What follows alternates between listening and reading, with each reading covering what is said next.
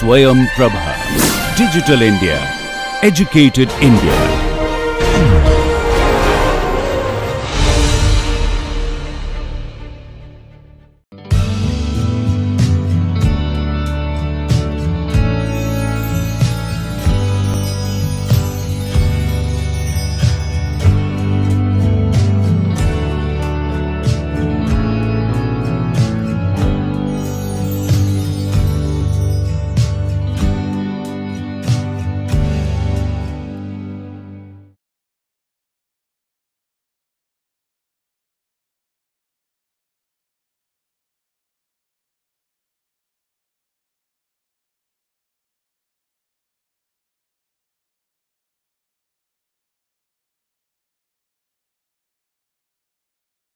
Hello all, welcome back.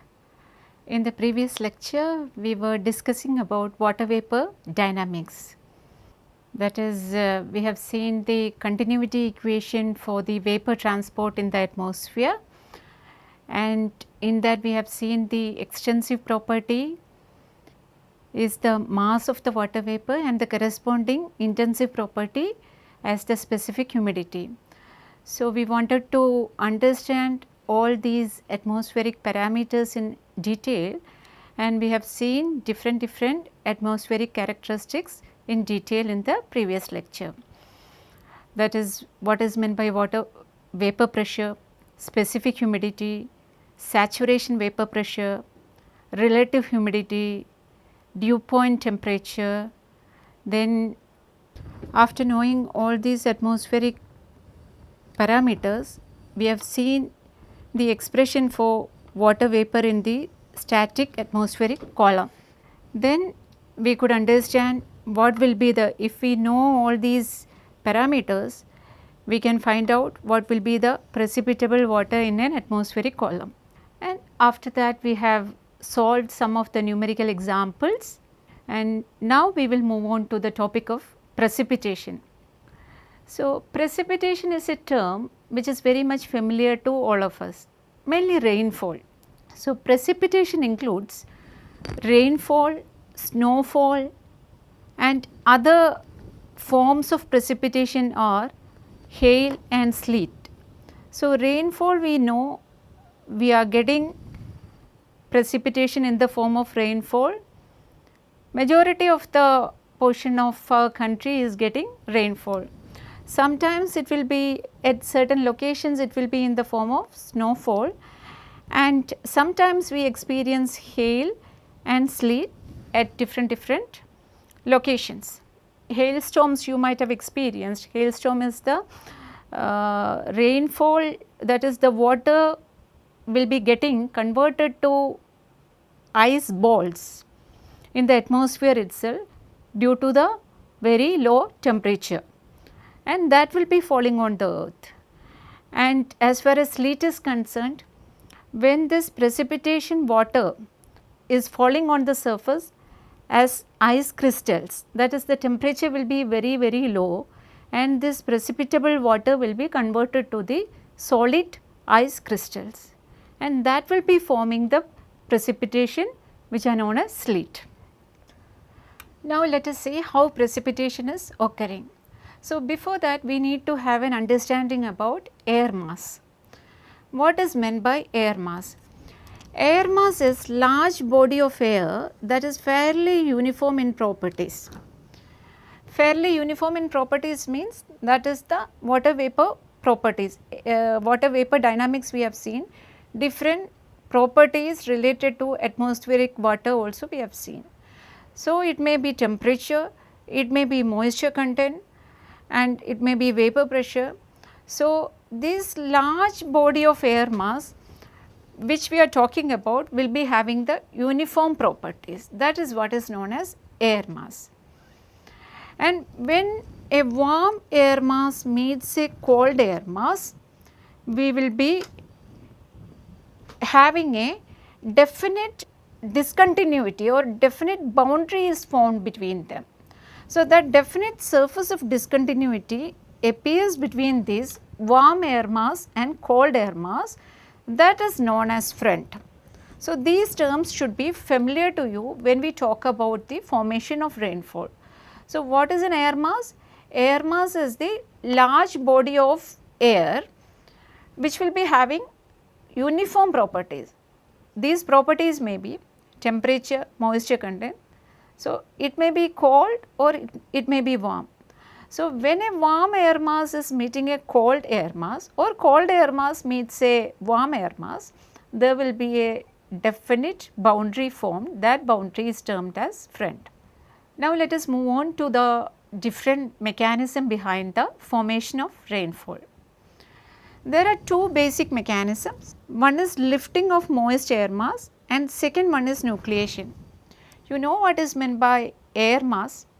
That is, it is moist air mass because when the water is getting evaporated, the air will be containing water vapor. So, it will be moist.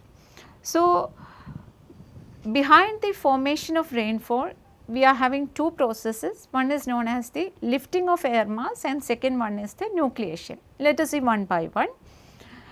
Lifting of moist air mass means the air rises, that is when the water vapor is produced, it will be warm and it will be lesser in density. So, that air mass will be lifted up into the atmosphere due to wind action, that we have seen when we were talking about atmospheric circulation. So, air mass rises and once it is rising, the temperature reduces, it becomes cool.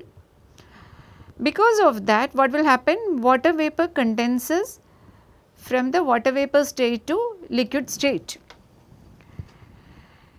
As the air mass is rising, it will be cool and condensation of this water vapor will be taking place, thus producing the liquid.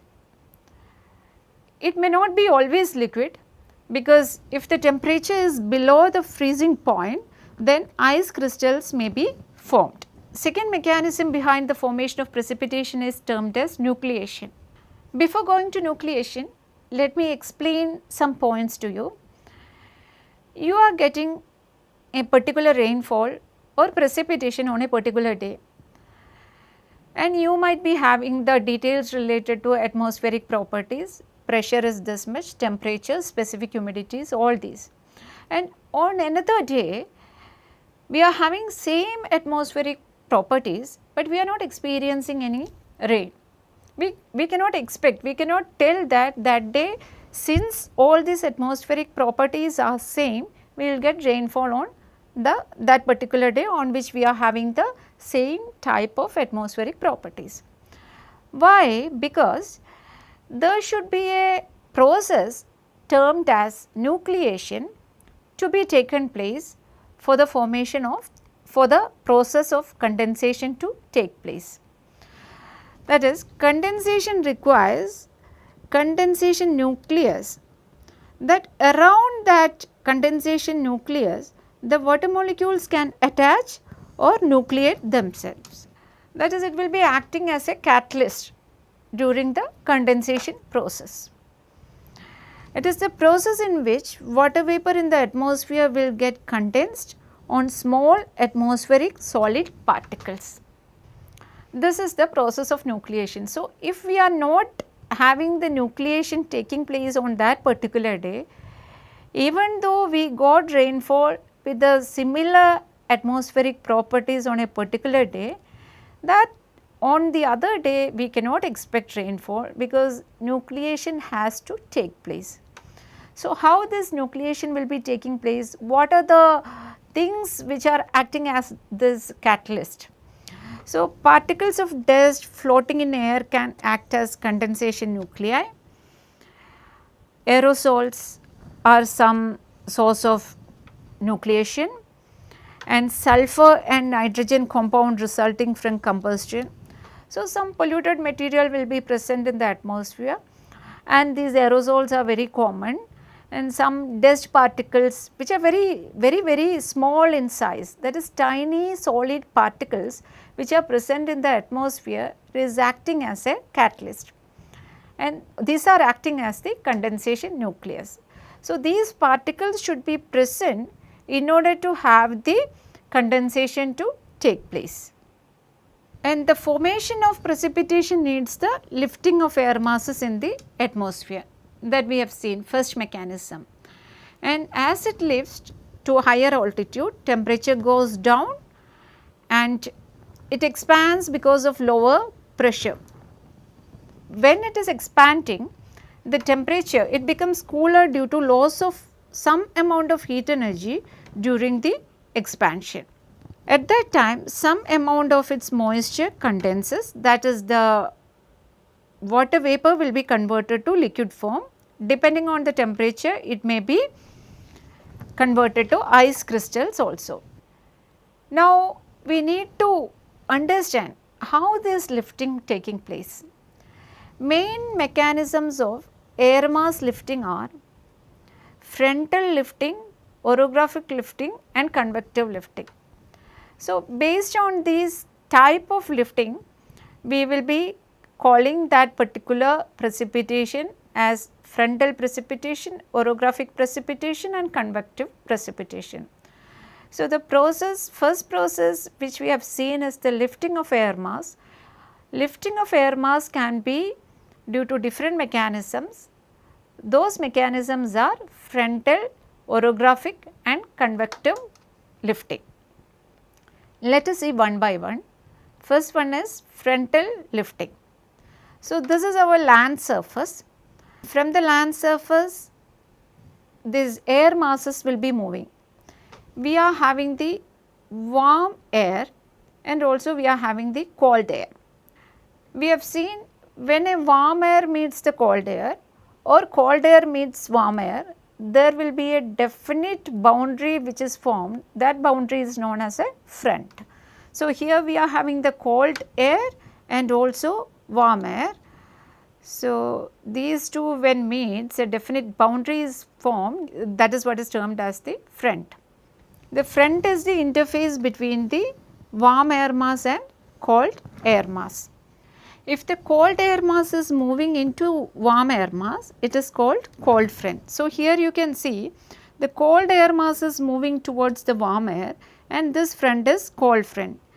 If it is on the other hand, that if the warm air is moving into the colder air, it is called a warm front. Anything can happen. Sometimes cold air will be moving towards the warm air or some other cases warm air will be moving towards the cold air. So, depending on that, the front which is formed will be calling as the cold front, warm front, etc. So, here in this case the cold air is moving towards the warm air. So, because of that what will happen? The warm air will get lifted up. When it is getting lifted up, warm air is lifted over the cool air due to frontal action. As it rises, what will happen? The temperature reduces, it becomes cool, air cools and condensation of this water vapor will be taking place with the formation of cloud and we will be getting the precipitation. How this precipitation is formed, we will see later on. So, here in this case cold air mass was moving towards the warm air and when the cold air is pushing the warm air, this warm air will get lifted up. When it is getting lifted up, the temperature is less at the higher altitude and it will become cool and also some of the heat energy absorbed by the water vapor will be lost to the atmosphere when it expands. So, as it rises, it cools and condensation of this water vapor will be taking place, by which the formation of clouds will be taking place and after that we will be getting the precipitation. So, what will happen when the moisture has come down as precipitation, we will be having the dry air present, this which results in cooling and precipitation. It is known as the frontal precipitation because very clear, well defined boundary is formed, that front is formed. Due to this, the airlifting is taking place. That is why this type of precipitation is termed as frontal precipitation. These type of precipitation are of moderate to high intensity, with the cold fronts having more intense precipitation on relatively smaller area. Cold fronts means cold air is meeting warm air and the front is formed is the cold front. Because of that, lifting of the warm air is taking place. If the precipitation is due to the formation of cold front, it will be having more intense precipitation on a relatively smaller area. On the other hand, if there is a formation of warm front, in that case it will be producing less intense but widespread precipitation. In the case of cold front formation, our precipitation will be more intense, and in the case of warm front, the precipitation will be of less intense, but it will be on a widespread area. Now, second one is orographic precipitation. Orographic precipitation is the precipitation which are occurring at the mountainous region, or at some obstruction is present during at those locations we will be experiencing the orographic precipitation. We have seen the movement of air mass. If there is no obstruction, it is having a free movement. But in the case of mountainous region, it cannot go through the mountains or hills, it has to move above that. So, because of that, sometimes in the locations where we are having hills or mountains, we will be experiencing a precipitation different from the frontal precipitation, that is what is termed as the orographic precipitation. Let us see how it is occurring with the help of a figure. We are having a hill here and we are having a water body. By absorbing the heat energy from the sun, the water from the water body will be getting evaporated. So, this evaporated water, evaporated vapor will be mixing up with the dry air, that is, we will be having the moist air present just near the water body, warm moist air. And this will be when air mass encounters a mountain, it may flow up over it, that is, it has to flow over this mountain region. It cannot go in this way, right. So, what will happen due to the presence of wind action, it will be moving along the side of the hill. So, this side from where we are having wind occurring, that side is termed as the windward side. Because of the wind action, these moist air masses will be getting lifted up and we will be having the cloud formation, that is, this moist air getting lifted up, it will be becoming cool and the condensation taking place with the formation of clouds, and after that we will be getting the precipitation on this side of the hill. So, once the moisture converted to water vapor converted to liquid, that is due to condensation what is taking place, the water vapor is converted into liquid form. So, that liquid we are experiencing as the precipitation. Remaining air will be dry warm air and that air will be moving towards the other side of the hill, because we are having the wind coming from this windward side, and that will be the precipitation is heavier on the windward side. On the other side we may experience rainfall, but it may be of very less intensity. So, this region is on the other side of the mountain, we will be calling it as rain shadow region or leeward side. There we will not be experiencing any rain, or sometimes very less intensity rainfall will be there. And this dry air after the precipitation has taken place on the windward side, that dry air will be moving on the rain shadow region or the leeward side towards the downhill side. So, rain shadow is on the other side of the windward side, and because of the presence of the hill or mountain ranges, we will not be getting rain as we are getting on the rain on this side, that is on the rain shadow region, as we are getting on the windward side. That is, lighter precipitation will be there on the rain shadow region, because the air masses are becoming dry warm as it travels down the peak. This type of precipitation is usually of low intensity, but for long duration. It will not be having high intensity, but it will be lasting for so much duration. This is what is known as the orographic precipitation. Orographic precipitation is the precipitation which we are experiencing on the locations where we are having hill, mountain ranges or some other obstruction of that kind. How it is producing we have seen in this slide.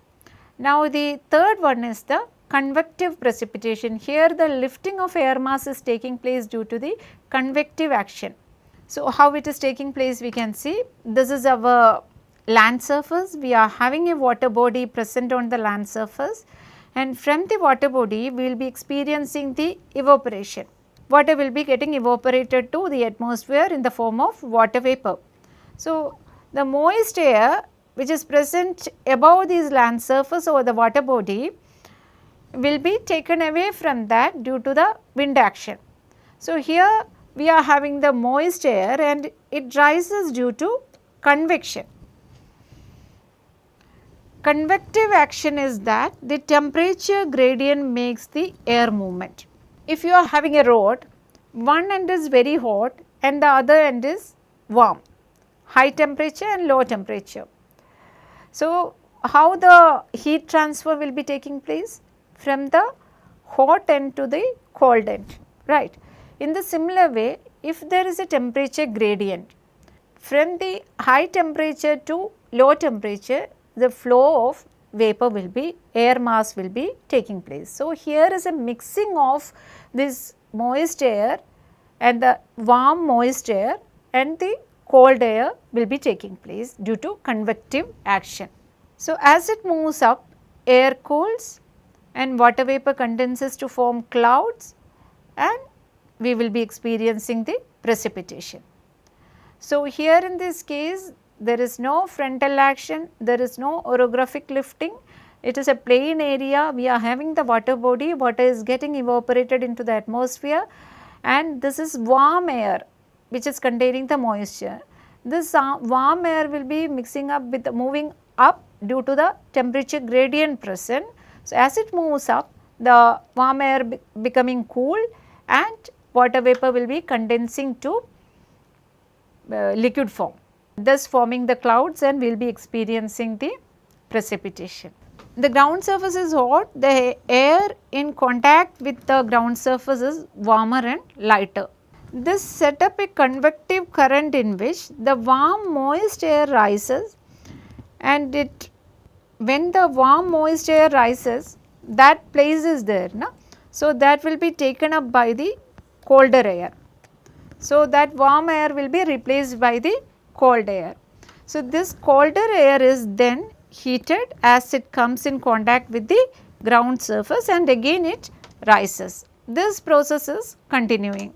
As it rises, expansion of this air mass will be taking place and cooling of the air mass which results in the convective precipitation. This type of precipitation is more common in hot and humid tropical areas. This is of high intensity, generally accompanied by thunder and lightning. Plain areas will be experiencing majority of the time this convective precipitation.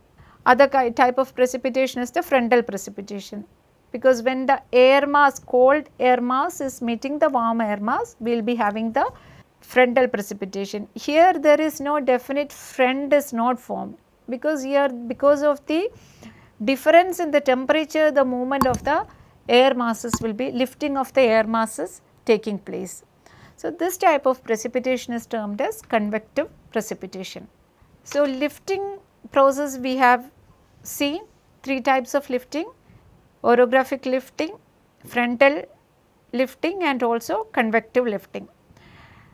That is the first mechanism which is causing the rainfall. Second mechanism is the nucleation of the water vapor.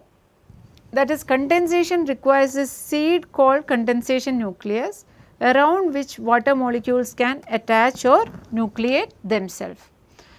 So these particles may be dust particles floating in air, or as I have told you, aerosols, or particles containing ions having effective nucleus, because the ions electrostatically attract the polar bonded water molecules. Sulfur and nitrogen compound resulting from combustion also will be causing the nucleation. size of nuclei is very small, of the order of 10 to the power of minus 3 to 10 micrometer. You should understand it is of small size, that is around 10 to the power of minus 3 to 10 micrometer. So, we have seen two different processes behind the two different mechanism behind the formation of precipitation. Now, let us see the dynamics of a cloud. What is happening within the cloud? First process is starting from the water body.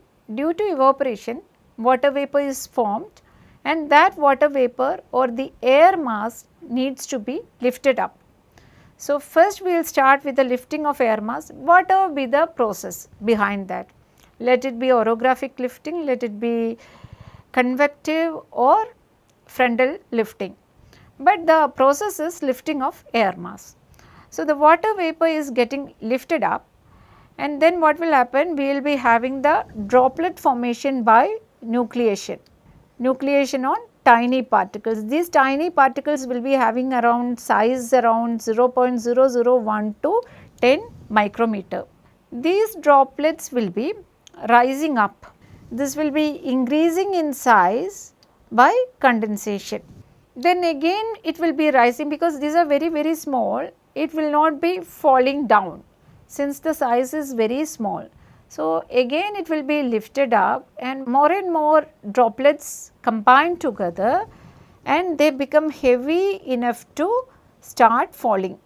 At that time the size will be around 0.1 millimeters. When these droplets combine together and the size becomes sufficient enough to fall down, then it will start falling. At that time also, falling time also, what will happen? Many droplets decrease in size by evaporation. During the process of falling, at that time also evaporation will be taking place. Because of evaporation, what will happen? These tiny droplets will be converted back to water vapor. So, this process is continuously taking place and it will be joining together, form the droplets, increase in size. This process will be continuously taking place. Okay, this is one part. So, here again from these droplets which are heavy broken into smaller one, this process continuing, and on the other hand some amount of droplets increase in size by impact and aggregation. So, when the size is increasing beyond a certain value, what will happen? It will be falling under gravity. We will be experiencing rain and raindrops will be formed which will be having approximate size varying between 0.1 millimeter to 3 millimeters. So, when it is falling down, it can again break into larger drops may break into smaller ones. So, these smaller ones may again mix up with the larger ones and it will be falling as a raindrop, or it may go in such a way that it will be moving towards the meeting more and more droplets, increasing the size, it will rise up and the same process will be continuing in this way. So, these are different activities taking place within the cloud. We are simply telling condensation of vapor taking place, cloud formation has taken place, and from there we will be getting precipitation. What are the processes which are taking place within the cloud? Mechanism behind the dynamics of a cloud, that is what we have seen here. Air lifting taking place, nucleation taking place. After that, these particles, these tiny droplets will be mixing up together. Some mixed up droplets, big droplets may be broken into smaller ones again. This process is continuously taking place within the clouds, and finally we are getting the rain when it attains a size of 0.1 to 3 millimeters. So, regarding this particular topic, you can have a reading through any of these textbooks. So, as of now we have covered the Mechanism behind the formation of rainfall. Two mechanisms were the lifting of air mass and nucleation. What is meant by this? What are the different lifting processes we have seen, and after that we have seen the dynamics of a cloud, that is what are the activities taking place within the cloud. Now in the next lecture we will see the different types of precipitation and the types of precipitation which we are experiencing. So today I am winding up this lecture now. Thank you.